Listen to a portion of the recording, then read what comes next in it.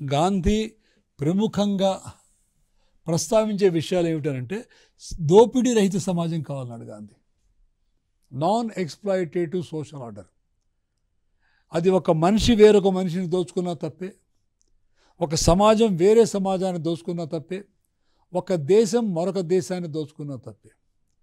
కాబట్టి ఆర్థికంగా దోపిడీ ఉండటానికి వీలేదు. బికాస్ ఈ దోపిడీ అనేటువంటిది అది వైలెన్స్.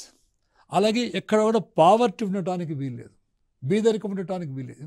ఎందుకనంటే బీదరికం అనేది అది కూడా హింసే. గాంధీ గారు చెప్పినట్టుగా poverty is a form of violence, ignorance is a form of violence, lack of education is violence.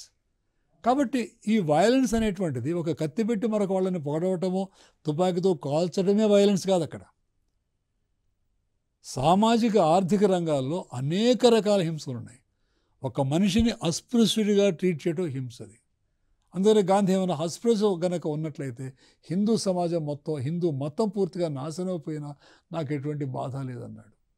One of the worst form of social practices ఈ అస్పృశ్యత అనేటువంటిది. కాబట్టి మనుషులు సామాజిక రంగంలో ఎట్లా ఉండాలి, ఆర్థిక రంగంలో దోపిడీ లేకుండా ఉండాలి, విద్య ఉండాలి, టెక్నాలజీ కూడా మనిషికి ఉపయోగకరంగా ఉండాలి. కానీ టెక్నాలజీని ఉపయోగించి వేరే వాళ్ళని దోచుకోవడం అనేటువంటిది తప్పు.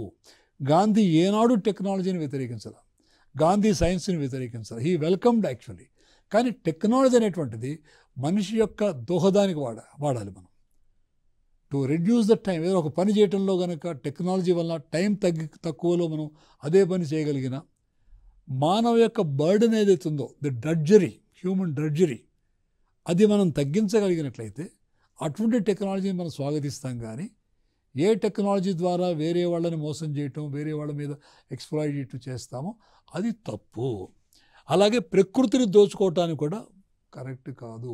ప్రకృతిలో మనం ఎలా జీవించాలో కూడా అర్థం చేసుకోవాలి. We have to live with in the frames of nature.